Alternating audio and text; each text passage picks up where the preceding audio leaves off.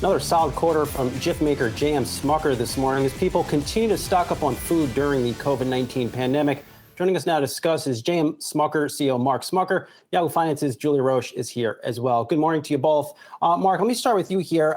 Really, blowout quarter for you guys in the consumer foods business. You had margins up almost 700 basis points. Are you seeing consumers just rebuild their pantries as we're seeing COVID-19 continuing to rage across the country? Yeah, Brian, I think we've seen, quite frankly, very consistent demand, a little bit of an uptick recently with the most recent wave. But we have been very focused on ensuring that our supply chain is robust, that we're collaborating with our consumers, and maybe most importantly, ensuring that we are communicating with our consumers. So ensuring that we can make these brands sticky, that as we've gained new households and we've seen improved repeat purchase, that we can ensure that those consumers stay within our brand franchise. Mark, it's Julia LaRoche, and I want to kind of double click on what Brian was just asking you. Of course, when you look at Smucker, it's so much more than just peanut butter and jelly. It's the coffee business, the pet foods. And I was hoping maybe we could kind of dig in on that and talk to us about some of the trends you're seeing with the consumer. Are we seeing more folks stock up on pet food? Are they feeding their dogs more? Are they, purchasing more coffee and not going out as much? Would kind of like to understand some of the more micro trends you're seeing. Yes, Julia, many new consumer habits have formed during the pandemic. We're seeing consumers obviously get much more comfortable brewing coffee at home. We've grown our entire coffee portfolio. Notably, K-Cups are growing very rapidly, and our K-Cup business is actually more than 2 times the growth of the category. So that encompasses all of our brands. So consumers are comfortable there. The convenience factor of Uncrustables, of frozen sandwiches, and even pets, since we are at home more, we're treating our pets better. We're giving them more treats. Now they eat at home every day. So pet food, the general demand, it's still growing, maybe not as fast as human food, but overall, there are positive trends in every single one of those categories.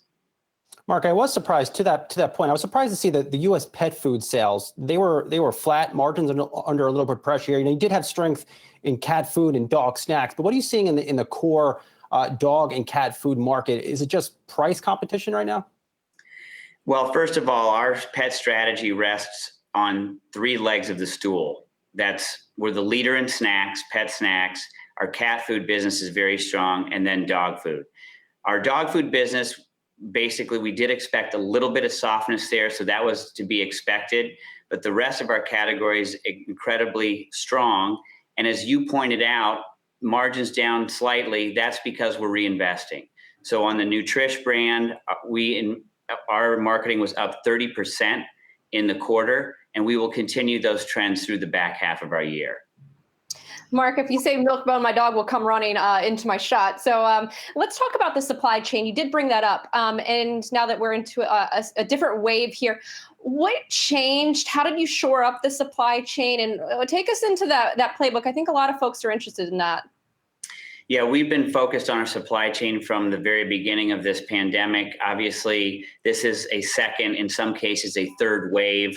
I think the industry as a whole was better prepared for this second wave. And so as we monitor our supply chain, we are focused on every link. So 24/7, we are focused on keeping our employees safe, making sure that they can do their job, but also every link in the chain, making sure that we are monitoring that to avoid any disruption. So I think the second wave, maybe not as big as the first, but is by maintaining that focus, collaborating with our customers so that we can ensure delivering the products to where they need to be at the right time. Mark, a couple numbers that stood out to me. You projected that by the end of your fiscal year, you might have generated close to $1 billion in free cash flow. And that comes off your recent sale, of the Crisco business for $500 million. Lots of cash here. How acquisitive do you plan to be in terms of acquisitions going forward? Well, as we've shared, we have a very disciplined cash deployment strategy, which involves obviously returning dollars to our shareholders in the form of dividends, share repurchase. We have been focused also on paying down debt. And then, although we don't expect any large-scale transformative M&A, we continue to keep our lines in the water and monitor for opportunities as they come forth. So it is a balanced approach across all four of those dimensions. Just building off that, how should investors think about your approach to M&A? Is it something where a Kraft Heinz is reportedly looking to divest Maxwell House and you maybe get that asset and build up on Folgers, or you might enter a new category? Well, you mentioned the Crisco divestiture. That is an example of one of our strategic pillars, leading in the best categories. So the categories that are growing are the ones that we want to focus on. And we think of acquisitions in three forms: a bolt-on, an enabling, or a transformative. So obviously pet and coffee were transformative. An enabling acquisition years ago was the Uncrustables business, which we took from $1 million to over $350 million. And then bolt-on are those ones that tuck in nicely to our existing categories. So we think about it in those three aspects. And Mark, before we let you go, I should also bring up e-commerce up 45%, pretty impressive numbers. Let's talk about that, how sticky you think that might be, and also kind of tying in with your own marketing spin. I know you all did resume that, and how you're bringing on more customers to those more digital platforms. Sure. Let me start with marketing. We are increasing our marketing spend now that supply is a bit more consistent. We can resume a lot of that, and it crosses all categories in terms of mass media, of course, TV, but also targeted is really to maintain those new consumers to our brands and focus there as well.